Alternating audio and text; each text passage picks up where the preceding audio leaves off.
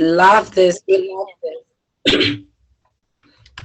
We're just waiting for Linda and Violet Ombaka and Councillor Charity Mungwani and Mr. Tombari all the way from Nigeria.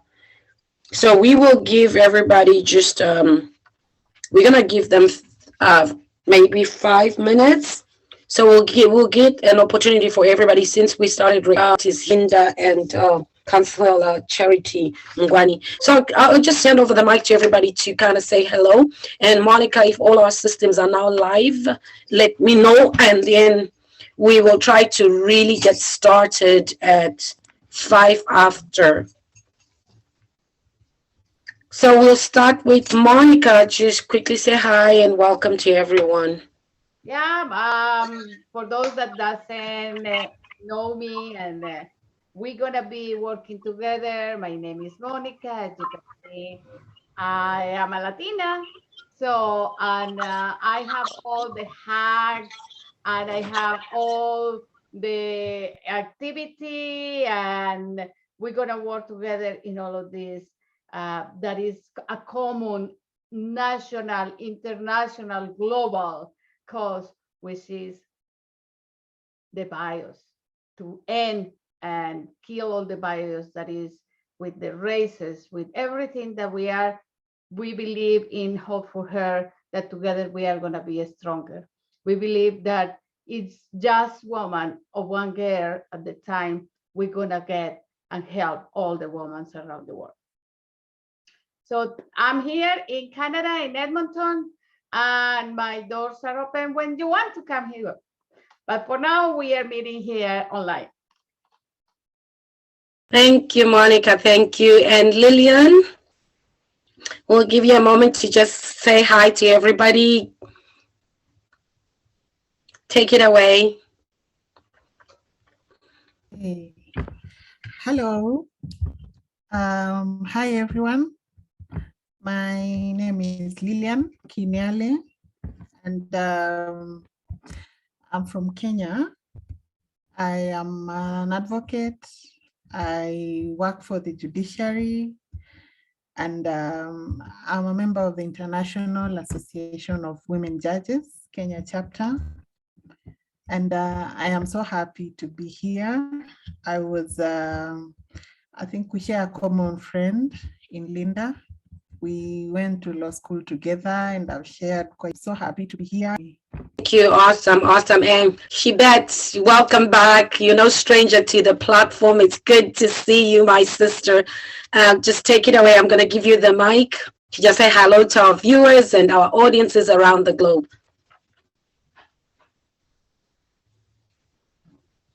I think Chibet is muted, so I'm going to move on to Audrey and Violet, and then we'll come back to Chibet. Then we should be starting in the next 2 minutes.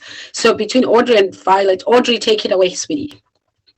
Hello, everyone. I'm really pleased to be here and to be surrounded by women who are actively breaking the bias. I'm honored, and I hope that today we can all leave here with a fresh perspective and with a little more gas in our fuel tank.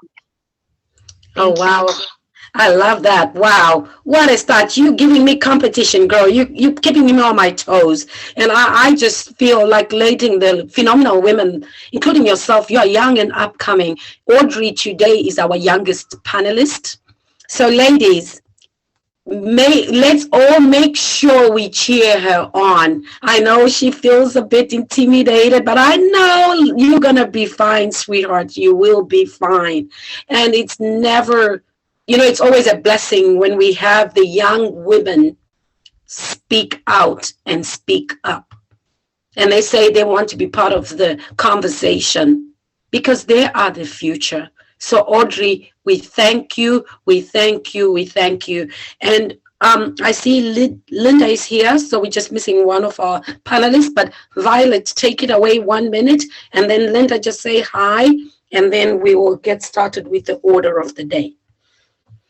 Thank you so much, Maria. Hello, everyone. I'm so humbled to be here, and I'm Violet Ombaka from Kenya, and I'm an advocate for women and girls issues, and currently leading at the direct organization called Women Pillar Alliance.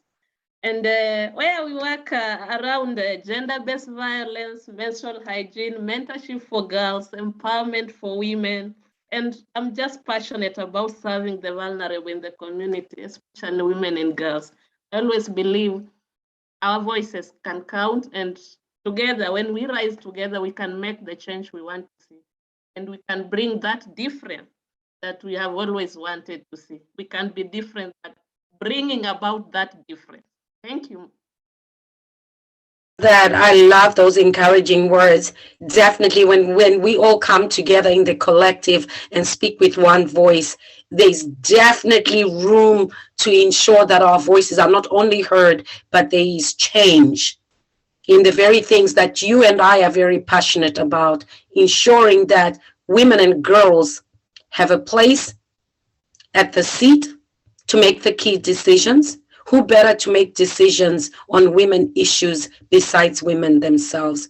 And thank you, Linda. Thank you. Welcome, welcome. Just 1 minute to say hello to everyone before we get started. You need to unmute yourself, Linda. Okay, hi everybody. My name is Linda Banja. I'm an advocate of the High Court of Kenya. My passion is to secure the rights of young women and girls, and I'm happy to be a panelist in this session today. I hope to be sharing and also to learn from the rest of the speakers. Thank you. Awesome. Thank you so much, Linda. Thank you so much. And we welcome you. We welcome you. And I see Shibet, your mic is unmute and you have unmuted. Say hi to everyone, then we can get started. Thank you, Maria. Good evening, everyone. And Maria, I want to say thank you again for inviting me to this great forum where we bring on board women and professionals to share on their experiences. For those who we are new meeting here for the first time, my name is Chebet Koske, and I'm currently Chief Executive of the Chartered Institute of Arbitrators. So I just want to keep it short so that we can be able to engage, and I look forward to speaking today. Thank you. Awesome. Thank you so much. And I'll take this opportunity once again to welcome you all, our panelists. And we thank you for saying yes to the call. You know, there's nothing so refreshing and encouraging when women say yes to a call for the greater good.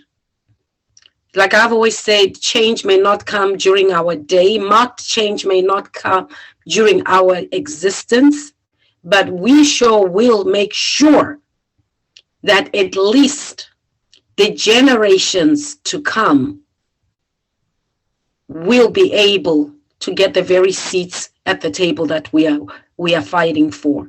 The generations to come will be able to experience equality,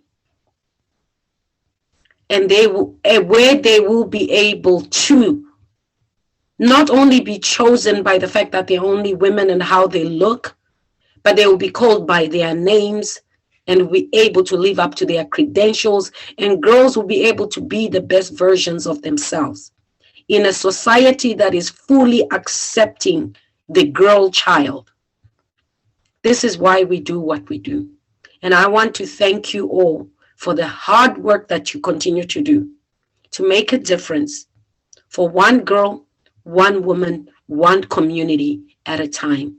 And I know together in the collective, we'll be able to be part of the change that we all want to see. Once again, on behalf of Hope for Her Global and all its global entities around the world, we welcome you to our second roundtable discussion on breaking the bias. I will be your moderator today. You all know me. My name is Maria Magdalena Mbanga-Majimali.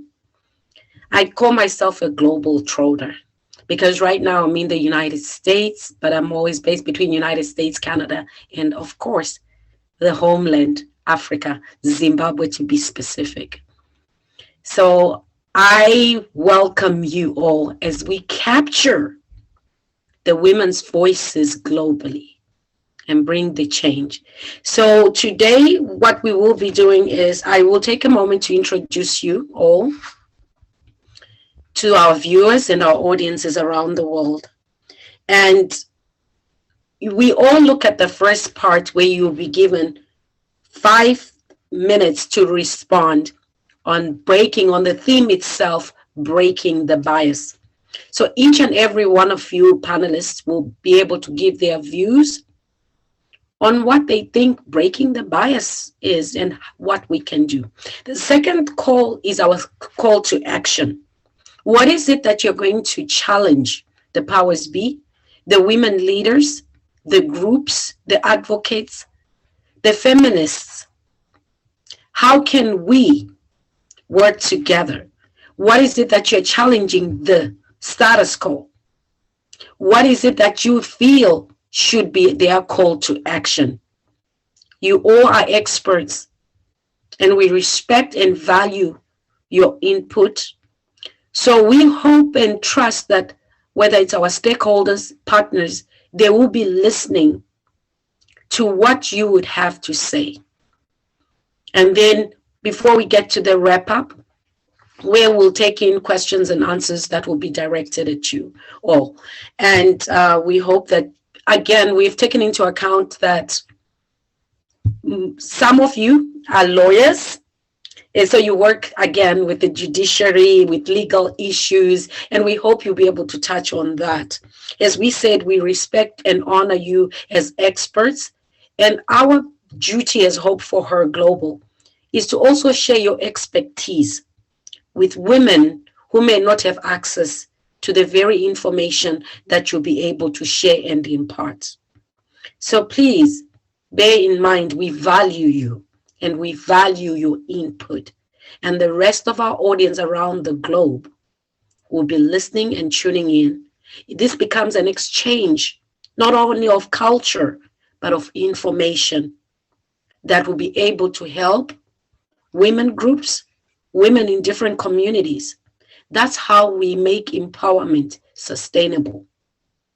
This is our way of sharing in the collective our voices and expertise around the globe. So without further ado, I will take this moment to introduce Audrich Dabayenzi. She's named Audrey Tafazwa Dabayenzi. She's a 20-year-old social work student at the University of Zimbabwe. Being the third born in a family of 4 girls and learning at a female-led girls' high school for 6 years, in her own words, Audrey says, all I've ever seen is strong women. So my story is one of a young girl striving to do what she knows is possible. Take my place at the pedestal and let my voice be heard. I am a motivational speaker, driven by strengths, perspectives in helping people, because I believe we all have it in us to mold our destinies. And although I've seen only 20 years of this world, my voice can and will influence generations. That is Audrich Dabayenzi. I'll take a moment to introduce to the audience, Honorable Lillian N. Kinia Cole. She's an advocate of the High Court of Kenya and has practiced as such for over a year before joining the judiciary of Kenya in 2010, where she still serves till today. She has been exposed to legal challenges, diverse people and culture from different stations where she's worked in. She appreciates that these diversity and all these years learned to be patient with people, to listen to them and lead them in the right direction. She has made determinations and decisions that focus on restorative justice, and this has had a huge impact on the society.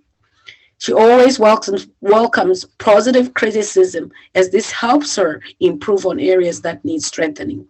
She's passionate about children. She will do her very best to protect their interests and rights in her capacity as a judicial officer, because at the end of the day, they are just but children. They are protected by the Constitution, several international legal instruments, which thankfully have been domesticated in her own home country in the Children's Act. Yeah. That having been said, she's dedicated to work. She's a dedicated to work, and she's a team player and a servant leader. She's flexible and open to trying new challenges. So we welcome Honorable Lillian Kiniali, and I have to say, her fidelity is to God, the Constitution, and the rule of law. We welcome you, and we appreciate you. I'll move on to introduce yet one that is not a stranger to our platform. It has been a labor of love, a journey earned, and together being part of the change. Linda Banja. She's an advocate of the High Court of Kenya, and she's a goal-oriented individual who derives fulfillment in the development of others and the society at large. She has experience and interest in corporate and property law. So, like I said before, Linda is no stranger.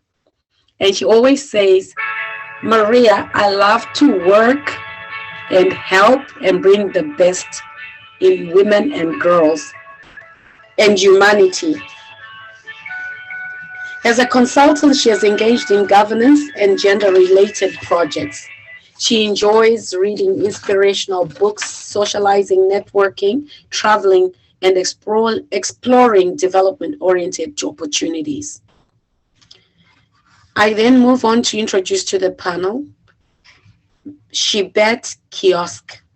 She holds a Master's of Arts Linguistics and a Bachelor's of Education, Linguistics and French, both from the University of Nairobi.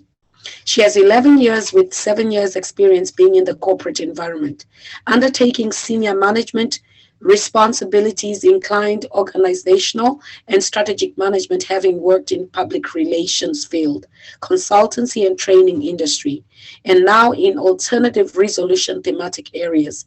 Her consistent rise within the corporate ladder marks a great career success, being a self-starter in mid-level and senior management roles, and has steered successful assignments in her capacity, having served in 3 different sectors and roles in diverse corporate functions. She is the director, Trend Consult Management, and also director of Hold My Hands, a member of the MCI-ARB, and an associate member of the Marketing Society of Kenya.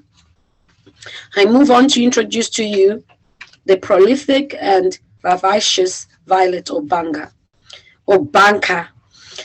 She is an advocate for social justice and very passionate about serving marginalized people in communities, especially women and girls, and helping them alleviate extreme human suffering, especially within the areas targeted by Sustainable Development Goals.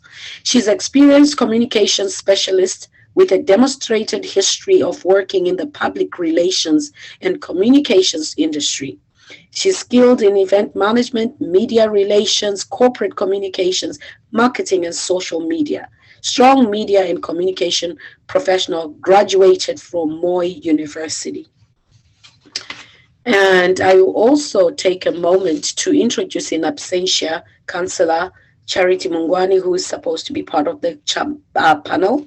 She's a councillor in the Gokwe South Midlands, hailing all the way from Zimbabwe. She is a passionate advocate for women issues and for girls. And she says she would love to leave the world a better place and believes in Ubuntu. So with that, ladies, I welcome you once again to today's discussion on breaking the bias. And amongst us, I also take a moment to welcome our brother, uncle, Dr. Charles. She's here. And I also welcome Sister Rosemary from Canada. She's just joined. So once again, today, Monica said, Maria, you have to stick on time. And today we are capturing the voices of the African women. And would like again to say kudos to the Kenyan women. You are showing us and guiding us, and you are the torchbearers, because there's a lot of great things that Kenyans are leading right now in women's issues. Whatever you are doing, your efforts are representative of all of us, let alone all the African women and the rest of the women around the globe. So thank you, my sisters in Kenya. Together we rise, together we can. So we'll start with Audrey. We'll introduce Audrey to take the mic. And Audrey, you have 5 minutes to give your take. And then we will move on to Linda Banja, who will then speak after Audrey. And then we will go on to having Chibat, and we'll come back to Honorable Lillian, who will give us an outlook from a judiciary standpoint. We'll then have our sister Violet Ombanka, who will give us her views, because Violet is dealing from a social impact, being a chief advocate on women and girls from marginalized communities at large. So she'll be able to give us what could look like a blueprint representing Africa. What can we learn from what Ms. Violet Obanga will be able to share? All of us today have a responsibility. You are the voice, and we are going to listen in and unpack from what you give us. So take it away, Audrey. Thank you very much for the opportunity to be here and to be addressing something that is so pertinent, especially in this day and age. And what I think is most important is that we remember that as strong as the theme is, breaking the bias, it is actually possible. And I've seen this plenty of times where strong themes are presented and it gives good talk time, but then people are not able to register it, that this is actually something that is possible and something that is doable. And it's important that we remind ourselves of that. If you think about the biases that have piled up against women, they can be likened to cages that are only meant to house the power of something that we fear could cause an effect that we are not ready for. So it only makes sense for me to assume that women have been treated as such because society is aware that we are a definite force to be reckoned with. And now we have reached a point where we cannot wait for the world to position itself in a way that makes it ready to accept the shift that women are going to bring. Because the truth is, the world will never be ready for the power of vocal, outspoken women. It is important that in the process of empowering women, we realize that this is a ripple effect that we are creating. Oppression came, the biases came because of this image that was portrayed to women and made them know no better, made them feel like their voices were not important. So now, if all of us play a part in surrounding the next generation with images of loud and proud women and young ladies who take up space, it's no longer a question as to how they can break through in the man's world, but it actually becomes harder to convince them that they deserve any less. Breaking the bias, although may not be something that is completed in this generation, it is important that we leave knowing that we played a part. We were that one drop in the ocean and can then stand from the distance and admire the view and know that we were a part of it. We should not be silenced, because when we speak and when we fight, we unlock the voices of those who have been made to believe that their choices are limited and that their capacity has a brim that cannot be run over. Now, it is important, yet again, that in breaking the bias, when we look at our allies, our brothers who understand the impact that women make and understand how much we are needed in society, that elevation be something that is done intentionally, such that we're not placed in positions of power and then expected to be a lady about it. We're not expected to stand and speak, but not too loudly that it scares the opposition. It is important that as we elevate women and as we break the bias, we know and are aware of the change that is coming, and we're ready to accept it, face it, and embrace it. And that is where most of the efforts go wrong. When we attempt to break the bias, and once we see the glass walls shattering, we become afraid of the effects that are to come. It is time that we have confidence in the women that we are elevating, and only then can we truly be able to break the bias and be able to stand in a world that has the bias gone and completely eradicated. Thank you. Wow, I think we should just unmute ourselves and give her a round of applause. Wow. And I think my sisters, Audrey has set the motion and she has challenged each and every one of us. Well done, Audrey. Thank you for such a great opening. There'll be more to come. We'll move on to Miss Linda Banja.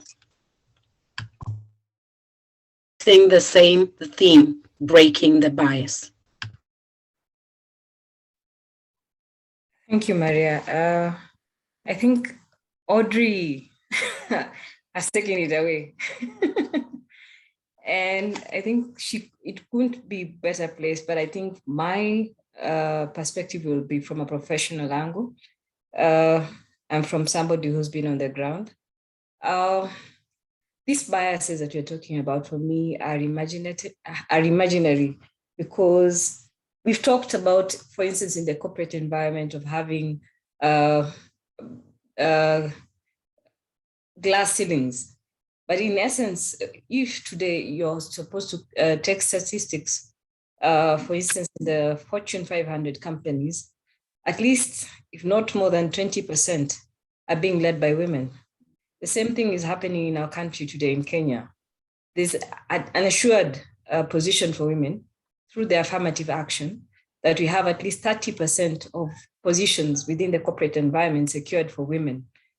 This, for me, is not something small, something that has taken years, something that has drawn a lot of effort from people who came before us. And for us, for me right now, breaking the bias means setting the pace further and making room and environment for future generations to ensure that they have positions, they have places, they have opportunities that are far much better than positions that we have today. And how do we do this? It's not just securing the positions, it's also being the people that we want to see in terms of the leadership that we take up as from a legal perspective. I think if I were to expound, the laws have been changed and this has been a gradual process. It's not something that I can say we are it and we are there yet. It's a journey that we are embarking on. For instance, in Kenya, just the other day, there's been the creation of a gender-based recovery center for women that was created. This is after something that happened, an accident that happened with a lady who had knocked out on somebody, and the upshot of that was that some men who, for me, I don't want to use vulgar words, but were short of dehumanizing her womanhood. And for me, these are things that keep changing, and we don't have to wait for certain circumstances to take place so that we take action. This is something that we should be preempting in advance. So for me, it's a gradual journey. We are not there, but at the same time, we should be able to envision within the law that certain circumstances are bound to happen. Certain circumstances have been there, but how do we tackle them within the law? So for me, these biases are imaginary, but at the same time, we also have to be realistic with the circumstances we face, and also have to be innovative in terms of our approach to the law, how we are applying it, innovative in terms of the laws that we need to create, and then innovative in terms of the kind of laws that we need to have to preempt certain circumstances. Thank you.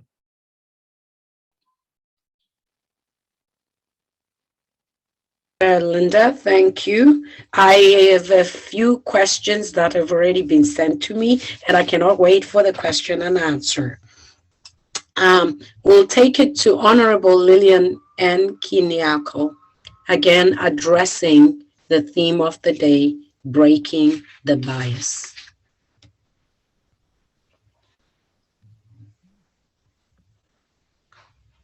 You can unmute yourself. Okay. Oh, thank you. I was just seeing Mr. Bet's photo, so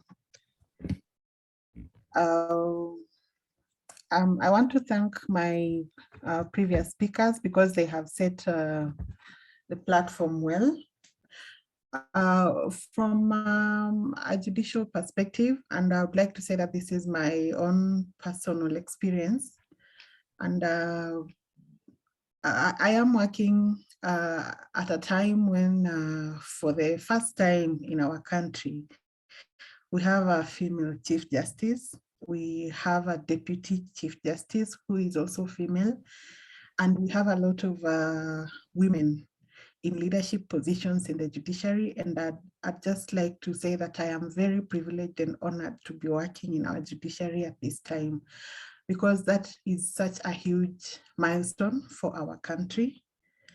And even for us who are in the system, we didn't think it was going to be possible, but we are glad we were proved wrong. So from where we sit, from the way we do our work, bias is everywhere.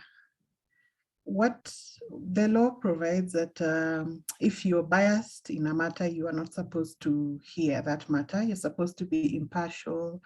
You are supposed to declare any bias you may have and recuse yourself in a matter. But you must be aware, you must be conscious of that bias so that you know how to address it. And especially as a woman,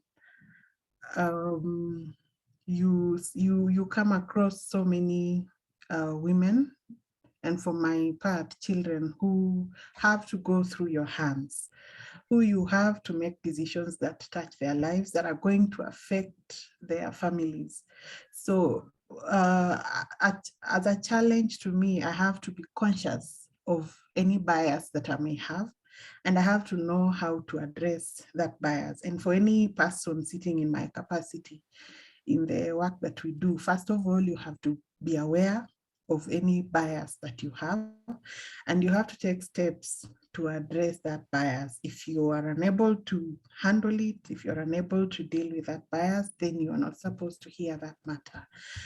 But away from our work, we also have a role. In my second hat as a member of the International Association of Women Judges, we have a strategic plan that works on making the experience for women and children in court a warm environment, an approachable environment where women can feel confident and safe and know that if I am here, then I am confident that I am going to access justice. I am confident that my needs as a woman are going to be met. You see, women have special needs. Women come in conflict with the law, they have children, they have, they're going through issues. And if a woman comes in court with a child that needs to be breastfed, you see, as a woman, you have to be aware that I need to understand that maybe I should give priority to this matter because there is a woman who has a child and I should hear them first. If it is other needs, I should be in a position where mechanisms have been put in place to identify the specific challenges that are only faced by women because of their gender and not by men. Not okay, I should say gender or sex. You can be dealing with a young girl who has been brought to court because she's a truant, and you have to make a decision that is in her best interest. And while making that decision, you also have to be aware that this child is has been handled well.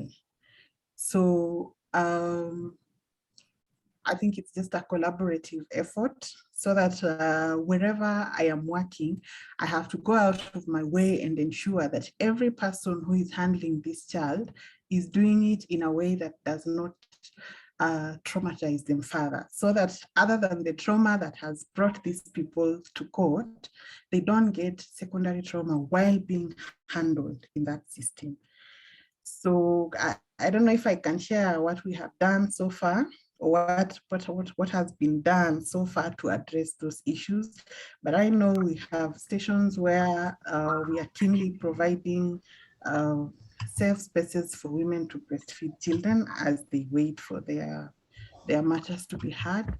We have places where a social worker must avail a report and assure the court that this child is okay, that whatever need that this child has been met, so that as they are coming to you, you are assured that their welfare needs have been taken care of, and therefore they are in a position where they feel safe when they are before you. So I think those are among the few things that we're just doing to make sure that as people, as women and children pass through our hands. And I think everyone, not just men, not just women and children, but also men. It's just that women and children are vulnerable and have special needs that you have to be aware of, and you have to take steps to know how to handle them. I think I'll say that for now. Thank you so much, Maria. Thank you, Lillian. Thank you so much. There's so much to unpack, and I'm just so excited with the information that we are all getting today. And I'll move on to Sister Violet Ombanka, still on the same theme, breaking the bias.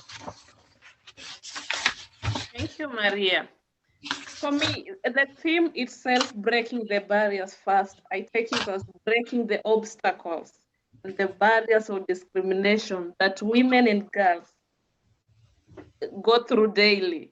Women at the grassroots level, for instance, they go through a lot of bias, a lot of discrimination, varying from the culture, from the system itself, discriminating them. And sometimes there are things we cannot achieve as women. There are things that girls cannot achieve, and women and boys or men are taken more serious than girls and women on the same. But there are things they can. So we break the barrier, the bias on such issues that we can't achieve such things. We can, because we are capable, and it's only if we realize that as human beings, as both men and women, we have the same values, and we can rise together and fight for the equality and raise our voices, because there is no other reason for that other than getting that equality for us to participate, get the space where women and girls can air their views, and they can showcase and they can unleash their potential as women. And culture, many times, especially when we are going to the ground, you'll see how culture is really discriminating against women and girls.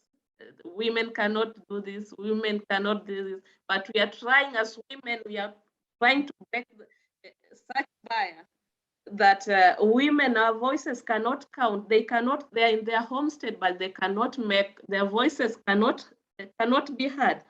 But we can come together and move past our hearts and say we cannot continue to be silenced by such cultures, because culture, they are good, yes, but again, we can make some twists to make sure they accommodate women and girls, that they feel comfortable, that they are equal, they access the same opportunities as men. And we continue to break the bias that and challenge the norms about women and girls, that they are weaker sex. We are strong. Women are strong, and they are greatest asset in our community, in our society. each day, whatever we see positive. Sometime today I was reading about a certain write-up about what women go through, and men were commenting positively, and I was like, it's good you are realizing that women are strong people. So we go through a lot as women, especially a woman at the grassroots level, and we break the bias that the culture has infringed them, that wife battering is the way to go for the woman, is the best discipline for the woman.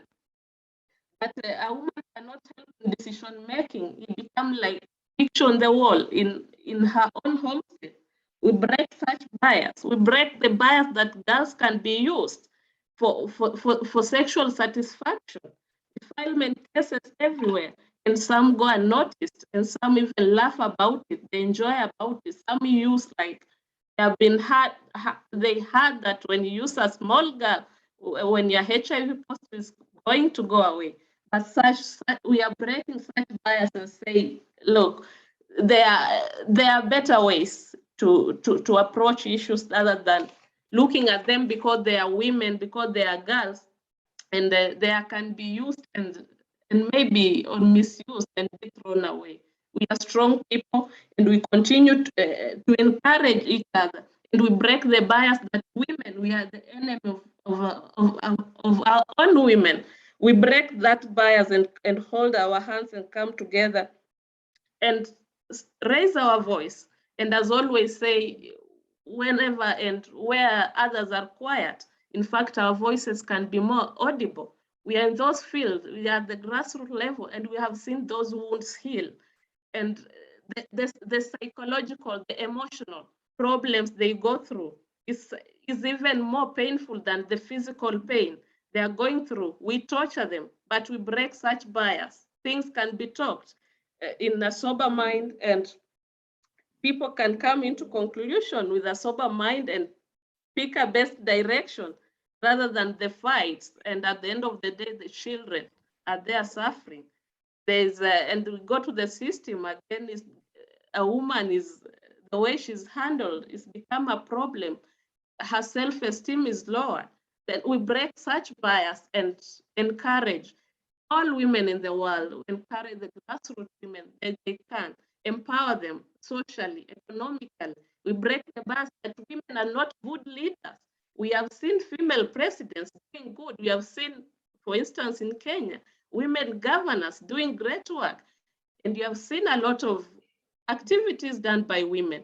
So women are great people generally, and we continue to break the bias or the mindset that we can't. Yes, we can, and we will continue to do our best. Because again, if we sit back, such platforms, we appreciate for those who get the chance to be in such platform, because we are able to be their voice. And we cannot expect the world to get better rather by itself. We have to do something to create a good space. We have to hand over a generation that is peaceful, that is loving, that understands and respects a woman, that understands and know the value of education for a girl child. And if we do that, I'm sure we are going to have a better world. Thank you. Thank you so much, Violet. Not totally surprised. So much to unpack there, so much to learn, and making us more conscious of the very biases that we take or have normalized, when in actual fact, they are quite abnormal. In actual fact, not quite, they are abnormal. Before God, we are all born equal. A girl child is not destined to injustice or an unjust world. Just like a woman, she does not have to seek reaffirmation or validation of her worth. She is a good leader, like you said. Thank you so much. And I'll move on to Shibet Koski, and apologies for the way we spelled your name. And take us with your journey. You know, you wear so many hats, and you've seen it all in the corporate world. From that ideal standpoint where you're coming from, as a woman in the corporate world, as a mother, as a sister, fellow woman, associate, acquaintance, still on the same topic, How do we break the bias? Thank you, Maria. And I take this opportunity to actually congratulate and say thank you to those who have gone ahead of me in terms of making their presentation.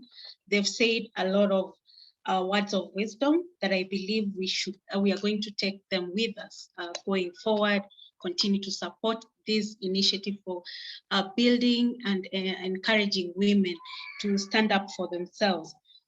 From my own perspective, having served in the corporate world for now, it's going into 12 years, I have learned a lot, and I've seen the biases that come along the way, even as we take on mantles in leadership. And one thing I want to continue to say, that even with the theme this year, breaking the bias, we need to continue to acknowledge that biases continue to exist in our society, not only out there in the society, even in the corporate environment, biases are still there.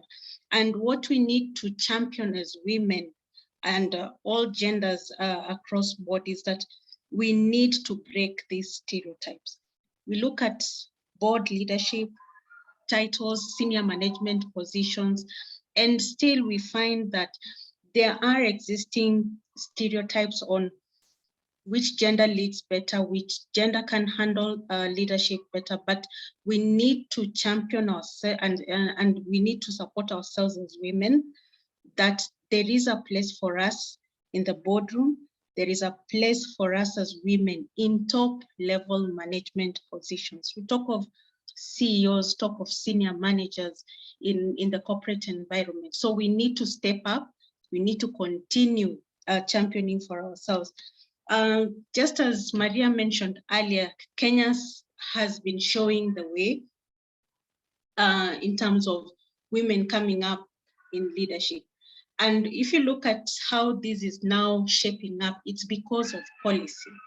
And I'm looking forward to the world where we don't need to put policies that will ensure women get a seat at the table.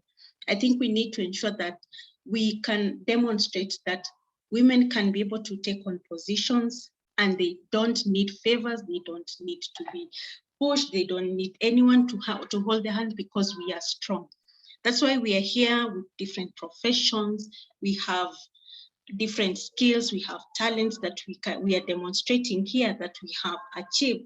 And that's what we need to demonstrate, that we are here as women and we are here to stay.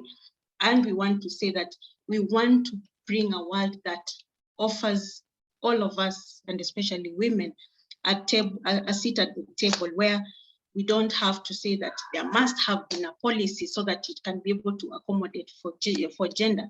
And I know that is going to happen soon.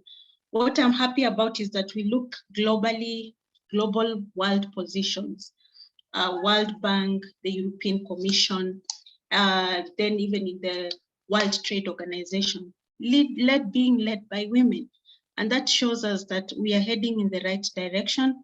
They have set the way for us, and it means we need to keep walking that journey so that the coming future generation, the younger generation coming behind us, they should now find an easier path for them to play, and especially the girl child, so that they know that there are women who went ahead of them and they've shown us that they can do it, they did it. Therefore, even us, we have no choice but to continue that spirit, and we can be able to put ourselves on the map that we are ready to work.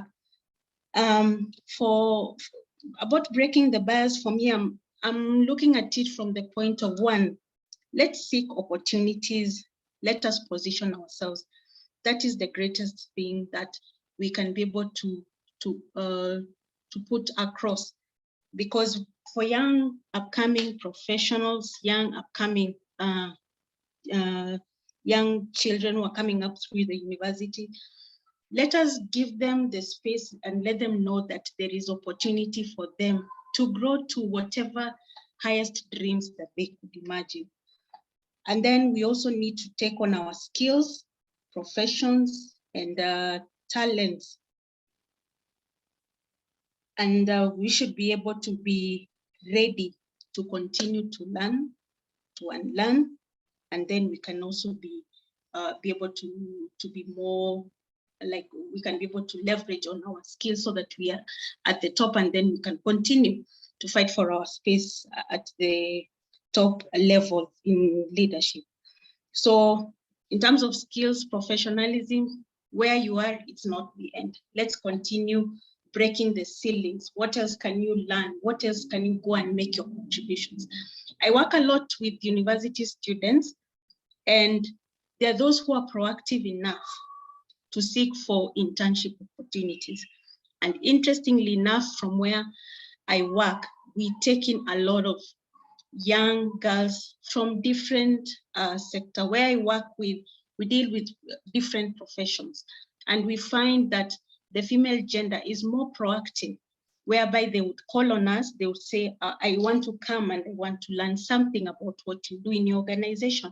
And they're willing to come for a month, for 2 months, and they can be able to learn as much as they can. And even while working in those internship positions, we expose them to even the opportunities that come with being in that work environment. Just as an intern, we can be able to give them opportunities to train. They go out with a certificate, then they can be able to build on that interest even into their future careers. So I think mentorship, for me, is one thing we need to leverage a lot. Let's open doors for our young upcoming professionals. Let us show them the way. Let us show them that this is where you need to come and just be able to get someone who can even mentor them. Whether a woman, a man, whether you're mentoring a young girl or you're mentoring from the other male gender, we should treat them with equal regard so that we show them the path to success and they can be able to take one. And that's why we've seen that most of them who've come for internship with the organizations from the different sectors I've worked in, some pick up the interest in those particular areas, and they would still find, you will still find them coming back after they've graduated. Now they want to be able to engage more in these sectors that I have been able to work in. Then the other thing I would want to mention is that as we grow, as we seek titles and we seek to go and be able to give something back to the society, I think what builds us and what takes people far is character. And by character, I always like saying the word, let's learn to be authentic, learn to be the true you, embrace integrity. These are qualities that you carry along with you. And as you do that, you learn to be carried under the wings of the people who want to teach you. They will even they will even know you from your character, and they build trust. And out of those scenarios, you will find that people would find it easy reaching out to you. They would even be able to vouch for you. You find favor out of that, because people know you are someone who is authentic. We can trust you, and we know if you give you leadership, you are going to manage. So let's manage our character. And finally, we are women. We are unique, and therefore we need to demonstrate each and every day that we can manage our role both in the corporate world and outside of the corporate world, because we represent the society. We have families, we are bringing up children. So what we need to embrace is that let us carry our uniqueness and let us show that we are feminine and we can still lead, we make sound decisions, and we can make corporate success, we can make social success, and we can be able to put up a society and environment that is safe for everyone.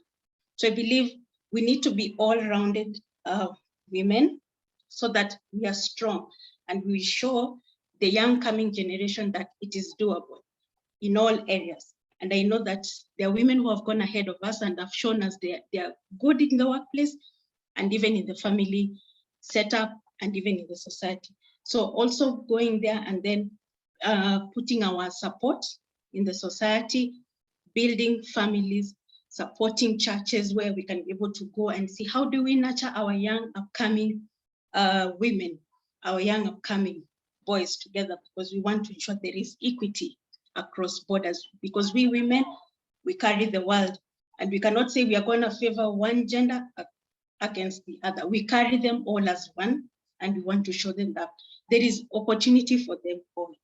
And I think I want to stop there so that we can be able to share more from the rest. Thank you. So much. Thank you so much, Yvette. Absolutely. There was so much that I took away, and there'll be questions that will probably follow up from that, from your presentation. I will call upon our last panelist, Sister Charity Mngwani.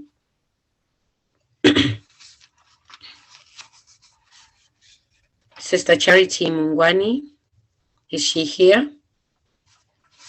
I don't see her. I don't know if she has another name, but I can see her in the panel. Oh, okay.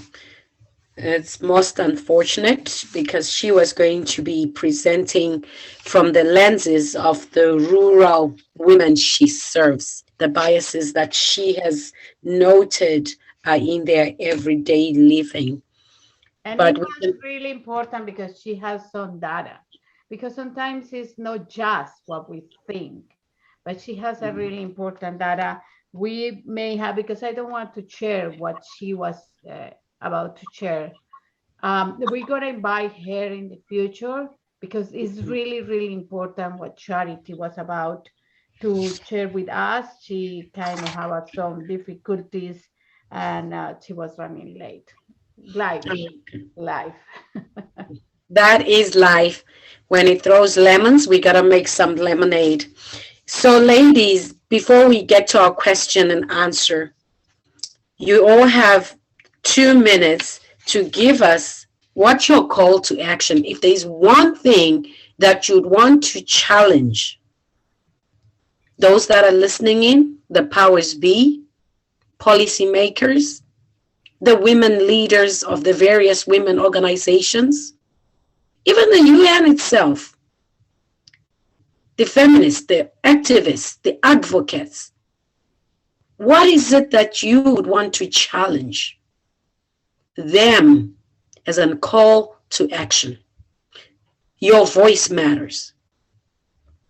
So in the order, we'll start with Audrey, the same order we had the panel speak. And you have 2 minutes. Thank you once again. I'd like to speak again on something that I mentioned when I spoke earlier, the issue of being intentional in aiding women to break the bias. It is important that we do not elevate women simply to get it as something to knock out of the park and to shut the feminists and to pay our due diligence. That is not the case. Let us be intentional. And intent comes when we understand the biases that are there, when we understand the role that society has had in promoting these biases and in blocking women and hindering women, so that it is important that we are intentional in our efforts. Because once our efforts are intentional, they become stronger and become something that is less susceptible to being taken away yet again. So that when a woman is elevated, there are not thousands of eyes that are scrutinizing and waiting for something to go wrong, so that we can point and say, this is why feminists should not be talking as loudly and should not be speaking as loudly. Let us be intentional. Let us understand the role that has been played by society in creating barriers, and let us understand that we all have a part to play in breaking it down. Thank you. Blowing me away. You keep blowing me away. The challenge there, let's be more intentional. Let's be more intentional. Let this be the word of the day for all of us. Are we being intentional in the work that we do? That's one way that we're going to break the barriers. And I'll move on to Linda. 2 minutes. What will be the call to action? My call to action is it's essential for us to be we have to be resilient. I think for me, that's the key thing that would need to resonate with us all through in everything that we do. We need to be resilient in our approach. We need to be resilient in the things that we do. We need to be resilient and steadfast in the causes that we are intentional on pursuing, on securing, on creating, to ensure that each and every woman right and each and every girl's rights is protected. So for me, the key aspect we need to be and look out for is resilience. My sister, thank you. Again, the words keep coming, and let these serve you as reminders, because it is from those words we will continue to have these conversations, the roundtable discussions we're having as women. These are going to be ongoing throughout the year. And I'll move on to Honorable Lillian Kiniali. Tell us what your call to action is. You have 2 minutes. Thank you, Maria. I think my previous speakers have captured it all. I don't even know what to add. I've taken a lot from what Chebet has said about mentorship. My call to action would be going out of our way to do what is not expected of us. So I work in a rural place too. So there are things that happen that you can't deal with those issues while sitting on your chair and just doing your work. You have to step out of your way. You have to move away from your comfort zone and get your hands dirty. You have to go to the communities there where these things are happening, and you have to have a conversation with them in a structured way, of course, and just try to understand why this thing is going on. Why is this type of offense prevalent here? Why is it that more women are affected by this type of culture? What is it that we can do to make sure that we are not seeing more of you in our courts because of this thing? So I think I would go with just stepping out of our comfort zone, getting our hands dirty, and just reasoning with our fellow women, and just telling them that, also just empowering them and giving them access to justice, access to know that this is right, this is wrong. If I do this, I'll get in trouble with the law. Maybe I do this because of some cultural issue, and I need to understand that it's unlawful right now. If I get caught, I'll give an example of FGM. It is very prevalent where I work, but we have tried to step out of our courtroom and just go there and meet with them and have a conversation. So we will need to break the barrier, to break the bias by not sitting in our seats looking pretty with our suits, but just going out of the way and just getting it done. Thank you. That I really love that, and leaving our comfort zones and not just staying in those comfortable suits and in our corporate offices, but stepping out.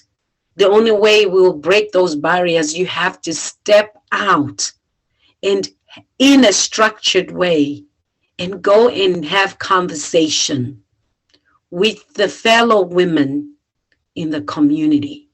They need us. They need you. They need me. They need all of us. So we all have a duty to play. We all have a responsibility. And Lillian, thank you for reminding us.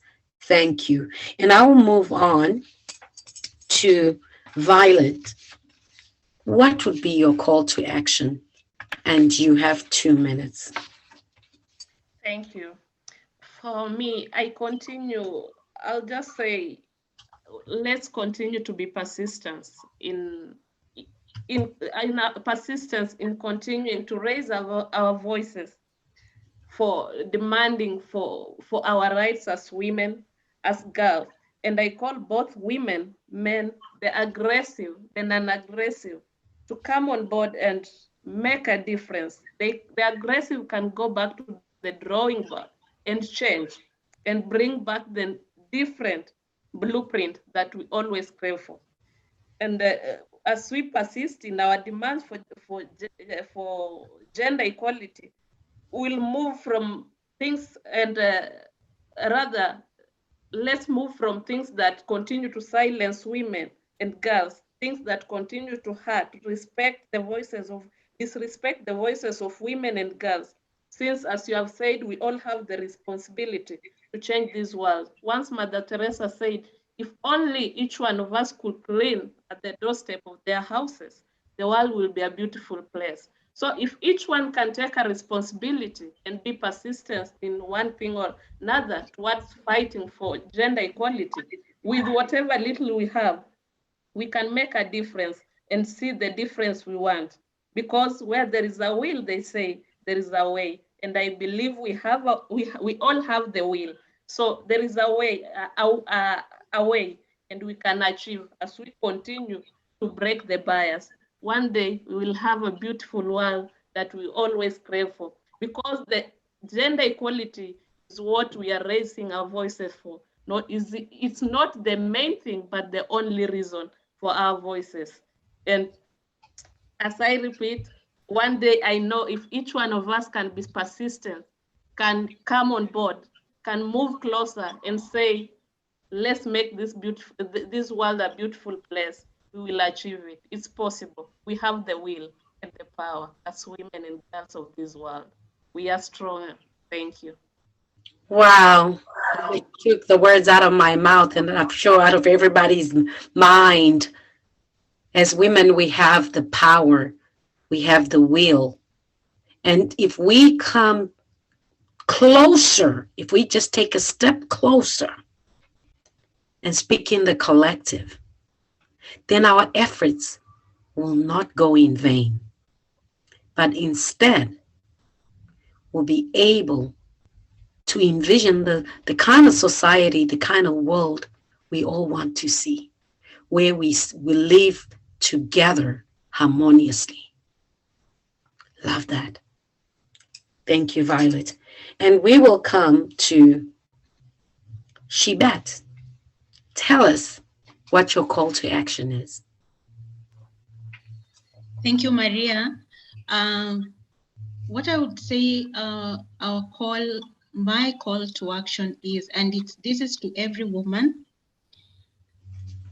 let's look at the world as our canvas.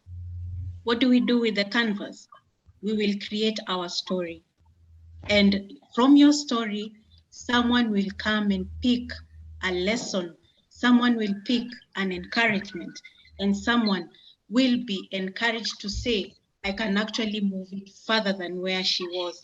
So what I say is, for us women, let us go out there, let us be present, let us show the way, because we can do it, and definitely we are going to support our own to succeed. Thank you, Maria. Wow. Wow. What a way to close off the panel. Wow. Look at that, at the world as a canvas. And I want us to take a moment. Envision that. What do you see? Take a moment. Let's take it all in. Let the words stir the cause for you. Be intentional.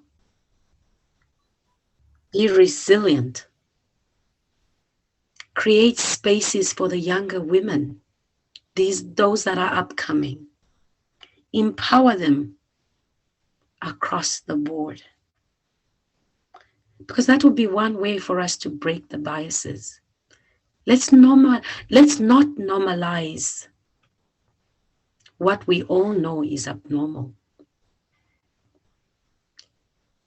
As Linda said earlier on, she alluded to the fact that these biases are imaginary. And I said to her during the question and answer, we may want Linda in 1 minute to tell us what she meant by that statement, so that we can all get an understanding. Because I had so many people like texting in my phone, what does she mean?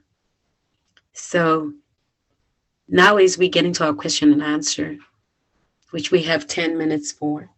Linda, in 1 minute, may you answer the question, or may you elucidate on what you meant when you said these biases are imaginary. Maria, speaking, thank you for that question. And I'll be responding from somebody within the corporate space. We've had, for me, I'd call them hypotheses or notions that there's a glass ceiling. But if you look at the corporate environment in Kenya, if you look at the corporate environment in the US, where we have the Fortune 500 companies, it's women who are scaling the heights and not small women. It's not just any other person. Tomorrow you might be hearing Banja is heading somewhere. We have Chebet heading the organization that she's working. And that's for me, that's not a mean feat. It's a great achievement because that's a woman who's in leadership. And for me, that's what I mean by those biases are imaginary, because for me, they're hypotheses, their words are created by people to create an impression that a woman cannot reach a certain pedestal. A woman cannot reach a certain threshold.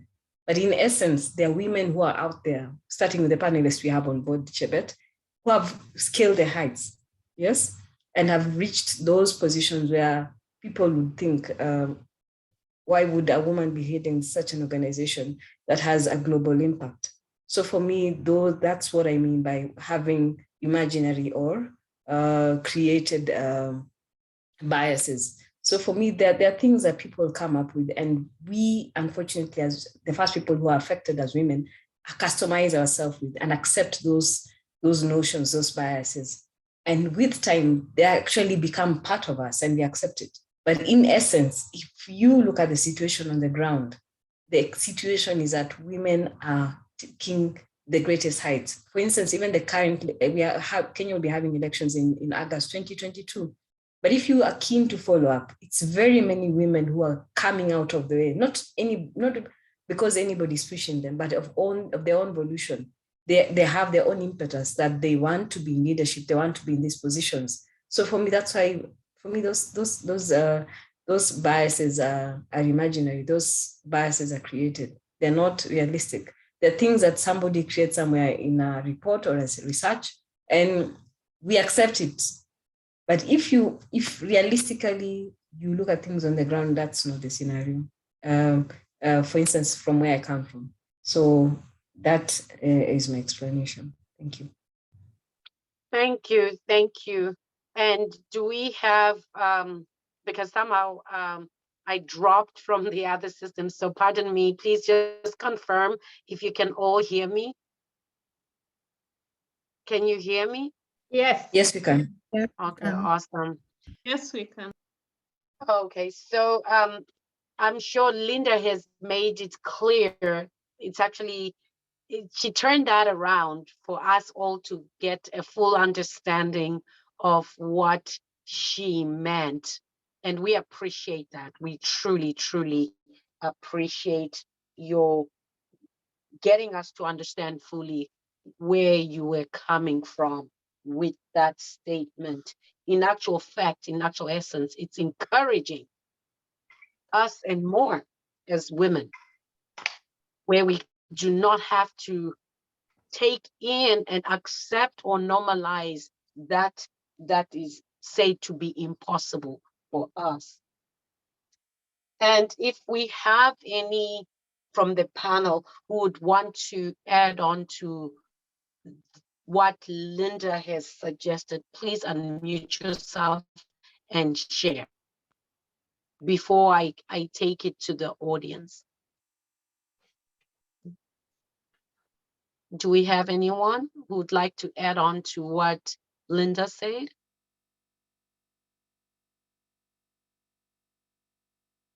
No? Okay, so we will move on.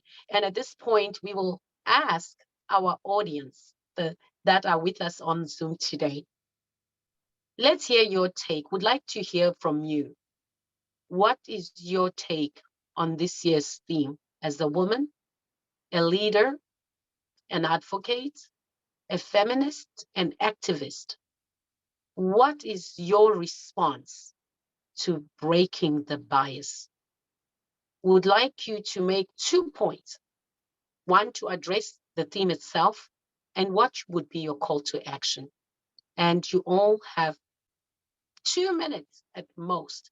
Preferably 1 would be great, so that we can all take in as much as we can before we get to the final words with our panelists.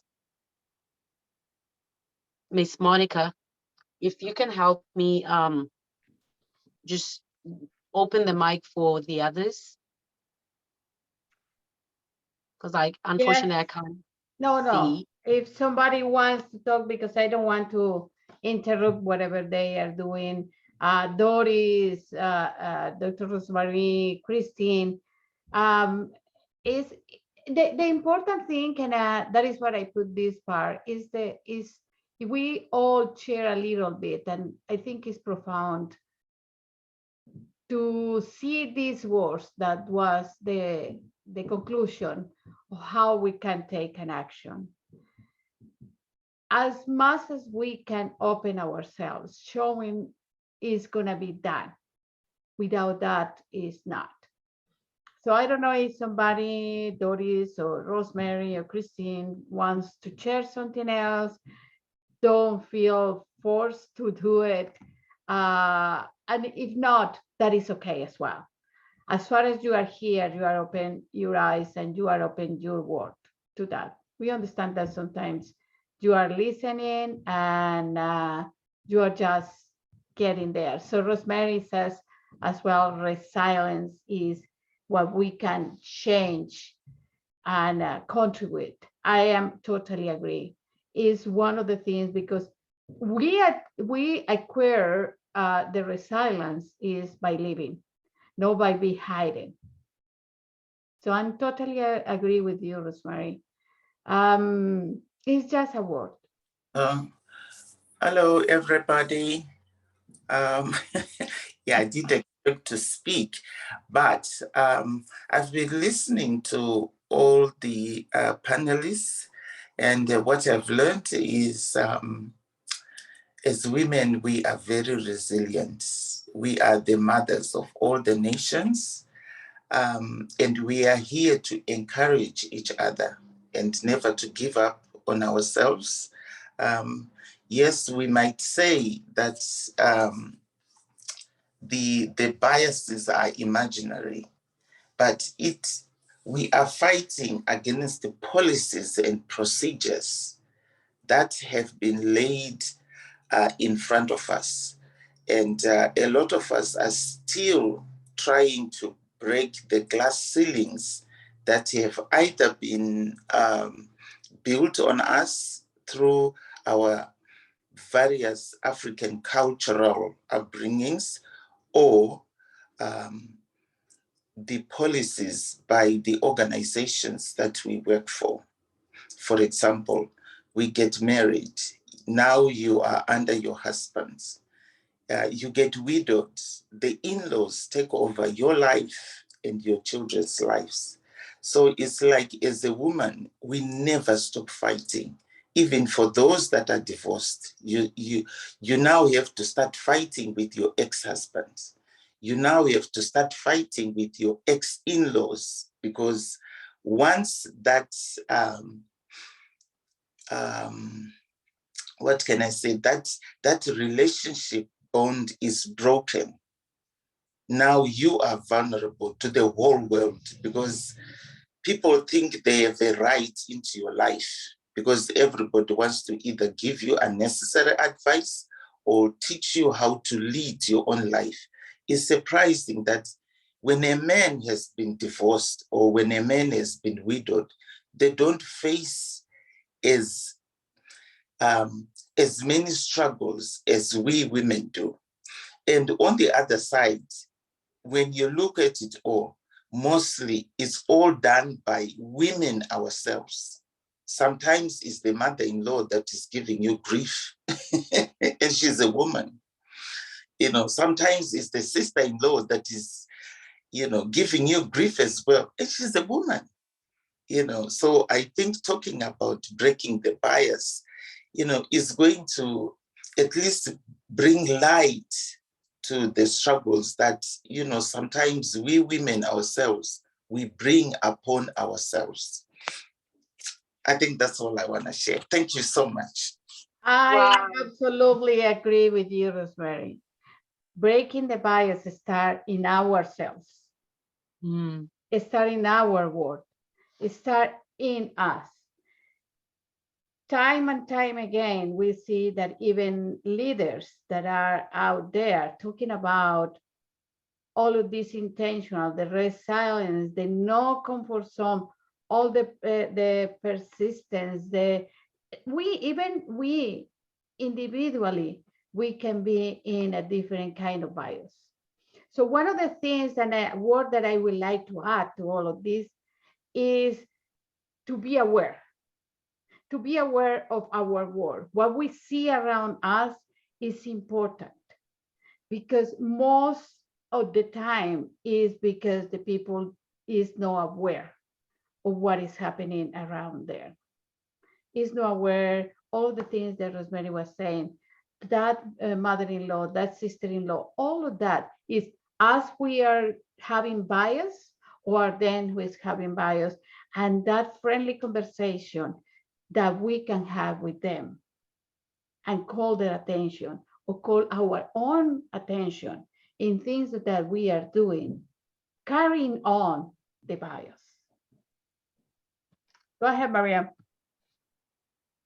Wow, so much to unpack and such awesome contributions. I did see we do have Uncle Charles who's in our midst, and if you can just share with the fellow sisters on what your take is as a man on breaking the bias. And I'm giving you 2 minutes. Yeah, thank you, Maria. I want to appreciate all of you. I believe all that our Kenyan women have shared, that's what is taking place. However, it's my concern that sometimes when a leader who is a woman takes a position, sometimes some other women do not support. And so when we come to the rural, we need more players, people who can front issues about the breaking bias, and they see that at least men will look at it and they will see that these women, since they love each other, we need to support them. So it's my concern that as we talk, all the women that are now talking are people who are understanding what's happening. But when it comes to the rural, there are several women who do not understand anything, and therefore they need people who can front and empower them with knowledge. So I just request that we come up and form a movement that we can support our rural women and the girls within the rural, because these are the people who are really affected. And so I want just to appreciate you, Maria, and all the rest. And the Kenyan women, you have made me proud. Thank you very much. God bless you. Wow, thank you so much, my brother. Thank you so much, Uncle Charles. We appreciate you. And more, you've been a #1 supporter. And like I promised you, I gave you my word that we will not leave you. You are going to be walking with us in this fight, side by side, until we bring some light and hope. Thank you. So we appreciate you. And I think Christina, I see Christina Yakama, you are here and would like to hear your take. And I do see Shibet's hands up. So after Christine, we'll go back to Shibet. So Christine, if you can unmute yourself. Good evening, let's hear your everyone. thoughts. Good evening, everyone. Good morning, everyone. My name is Christine Yahama from Kenya. It is true from what my brother and my sisters have talked. It's true, women, we are our own enemies. And if we can try and fight that, I believe we can move strides. And that when men see us fighting each other, it's when now they take advantage of us. So we need to change starts with me. And I believe through what I've learned here, it's a high time I'll move from my comfort zone and empower my fellow women. Thank you so much.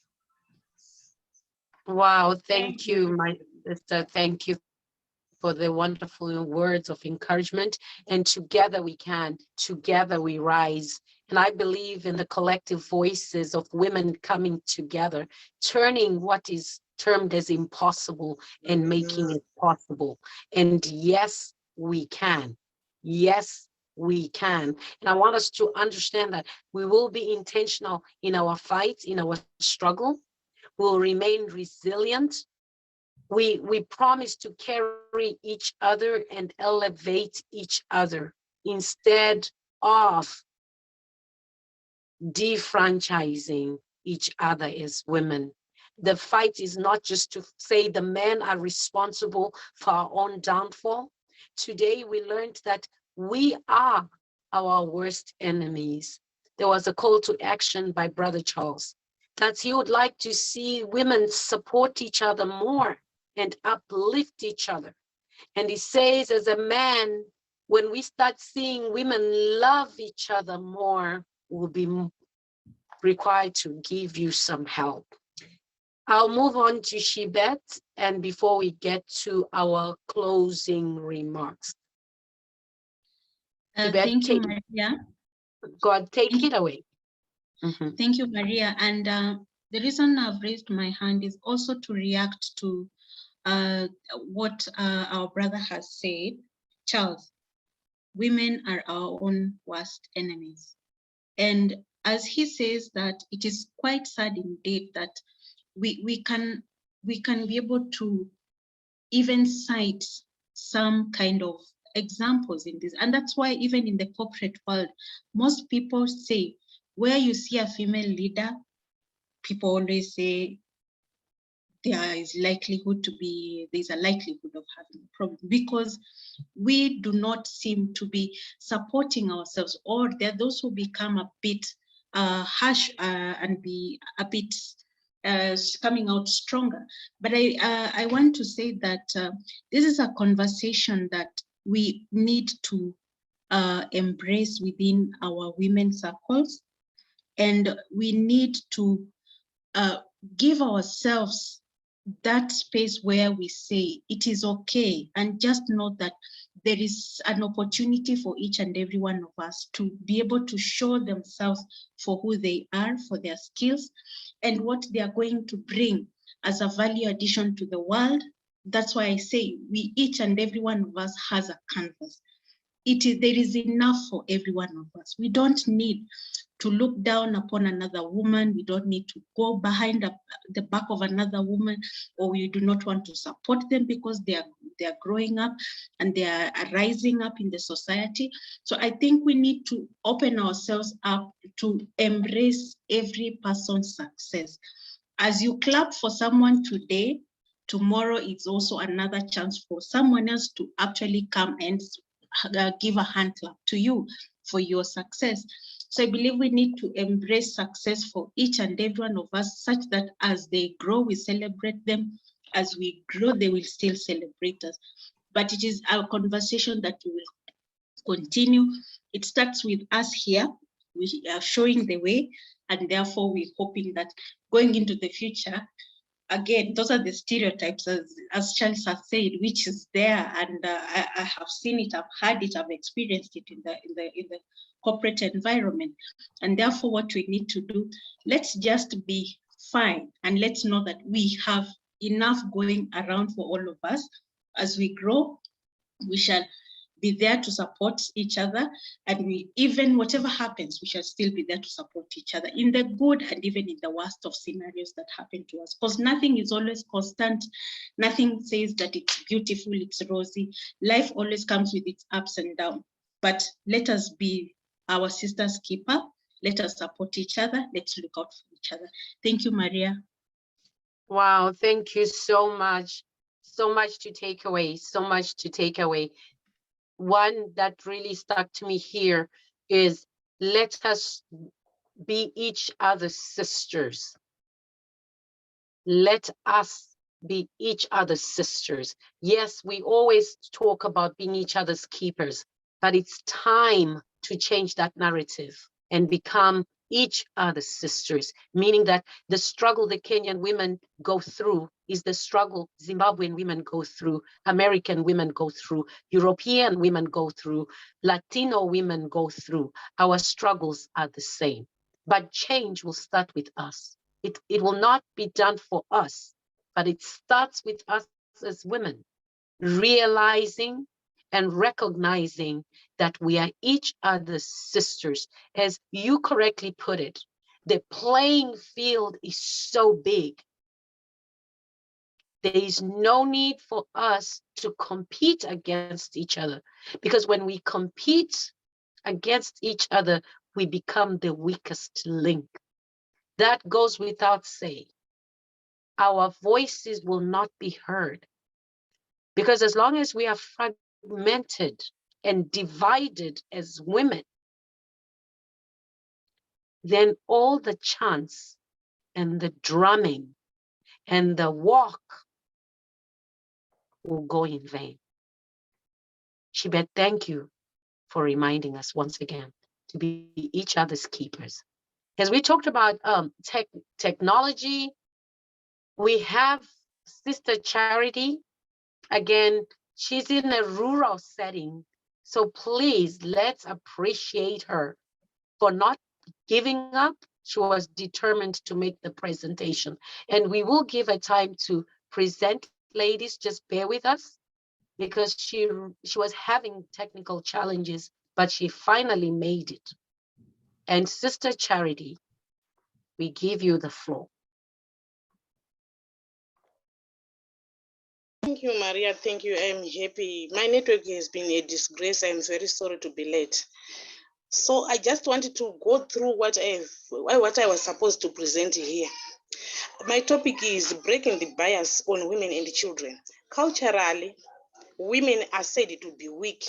Despite that, most women are not weak, as that they lack encouragement and support. And to break that type of bias, we need education and awareness campaigns in rural areas to build confidence and strength in a rural woman. And I say so because we should first free ourselves from these biases, but it needs these campaigns and to be bold enough to challenge anyone who causes low self-esteem to others. And the poor Down syndrome can dominate in women, but we have to fight for that, not to disgrace our fellow women. If you can stand your feet and get empowered, I believe women, we can do it. A culture emphasizes that once a girl reaches puberty, most teachings will be related to do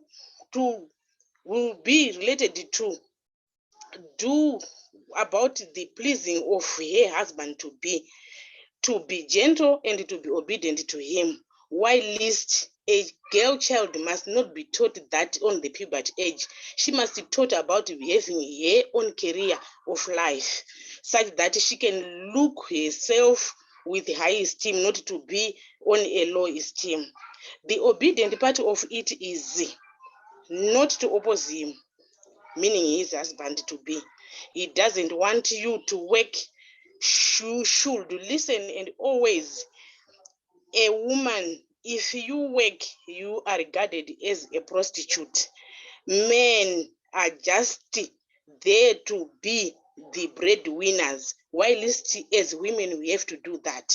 We are there to fight for ourselves as women, not to be the people of bearing children out there and being with the chores only at home.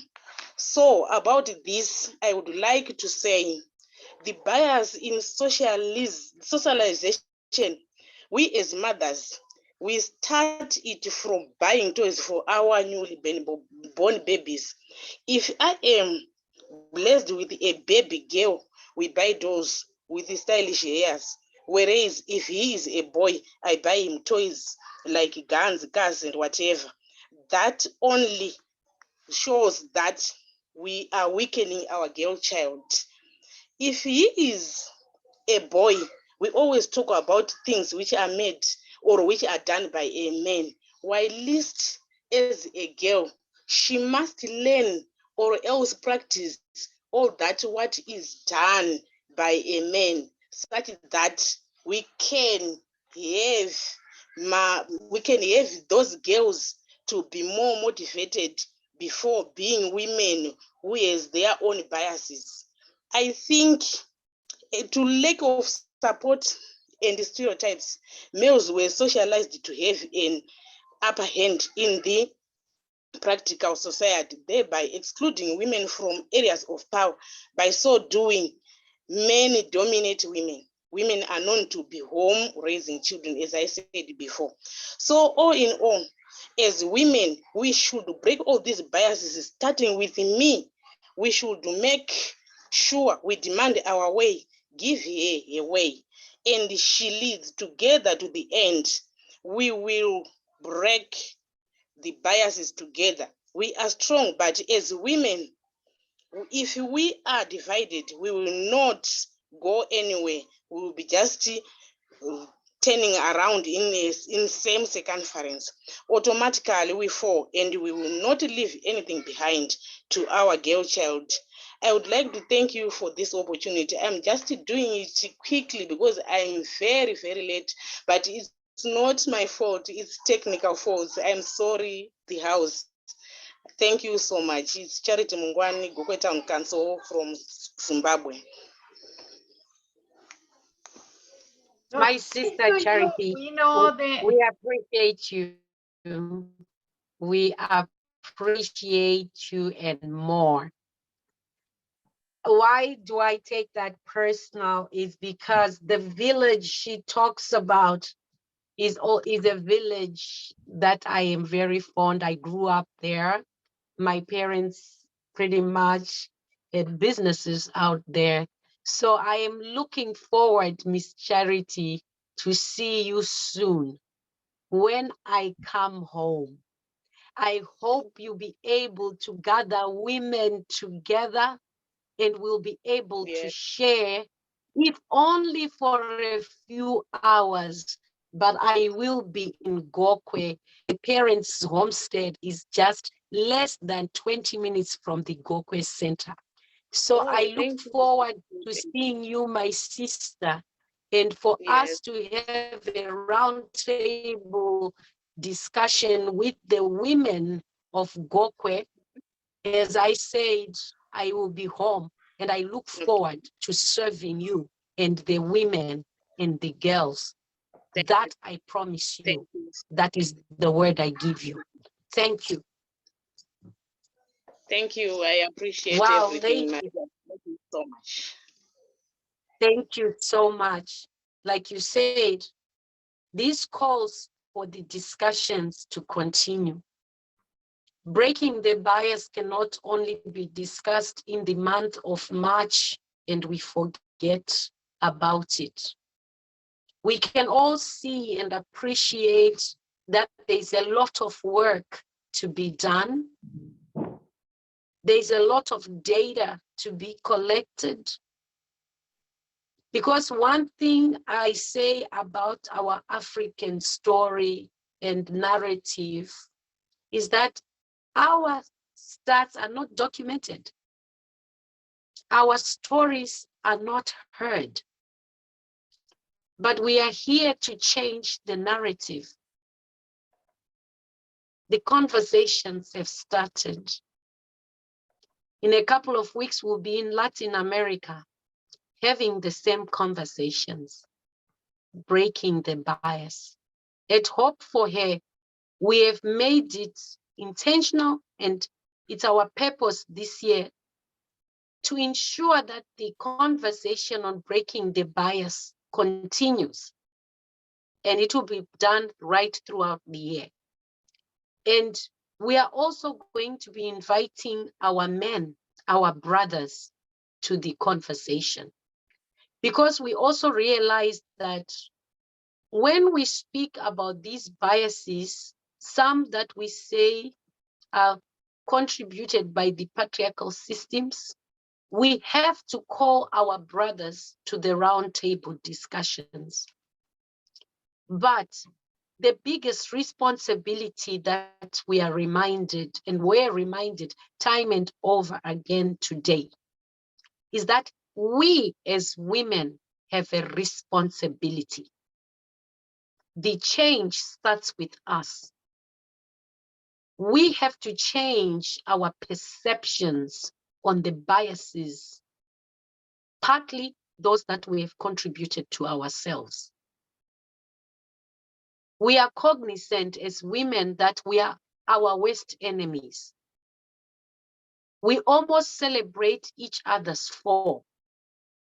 And today we were called to challenge. It's time we became each other's sisters. There was a call for unity. And if I can borrow from the Swahili language, umoja, we are reminded how important it is to unite. So in the spirit of umoja, I ask all of us to hold one sister's hand.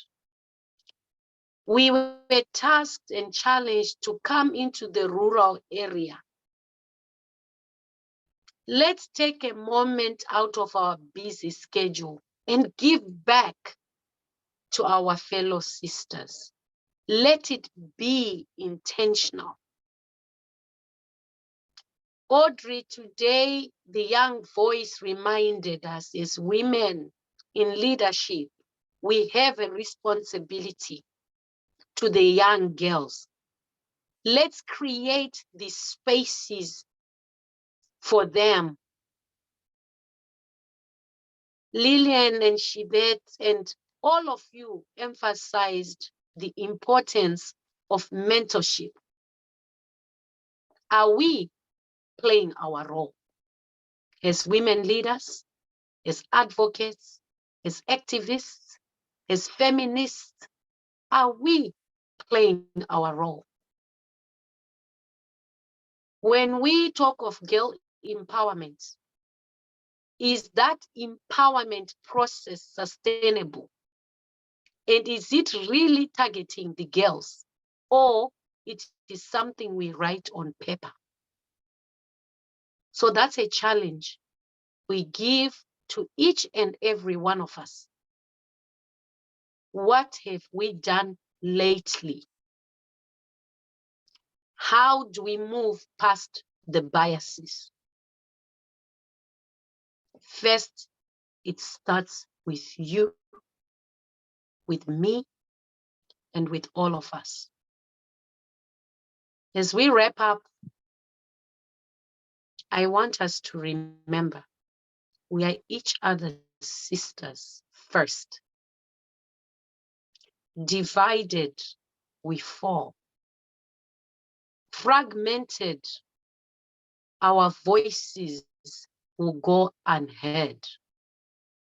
But in the spirit of Ubuntu and in the spirit of Umoja, I urge you, my sisters, across the borders, across the seas and the mountains and the oceans, the time is now where we have to speak with one voice.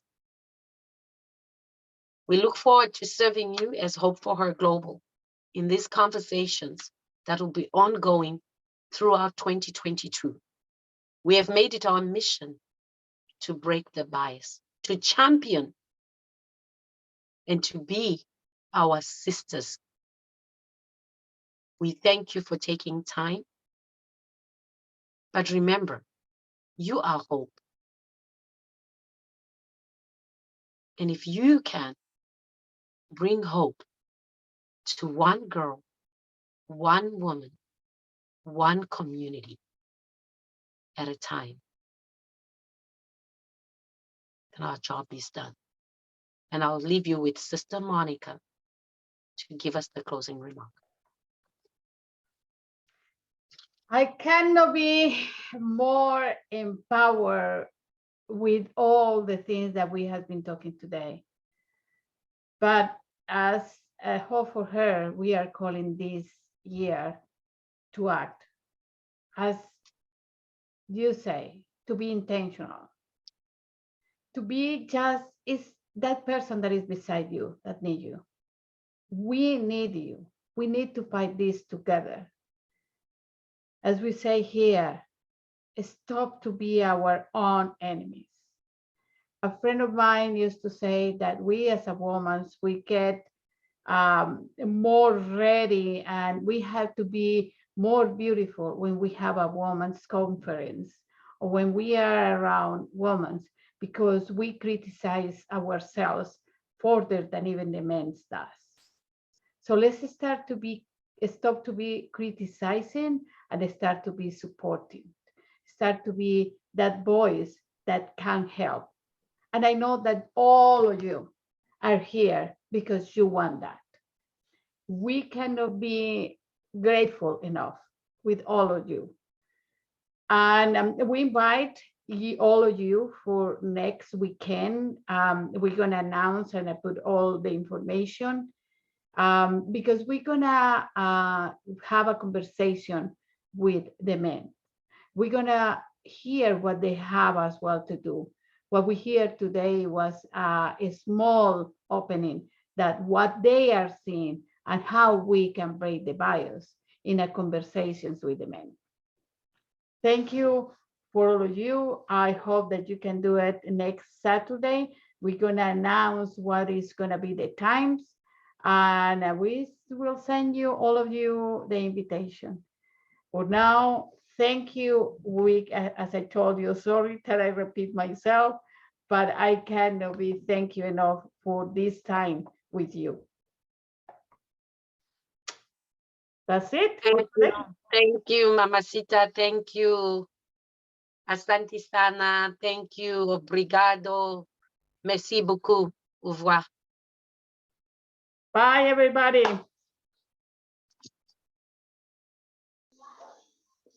Goodbye. Thank you. Goodbye. Together we break the bias. Yes. We are there to fight for breaking the biases. Yes, bye-bye, everyone.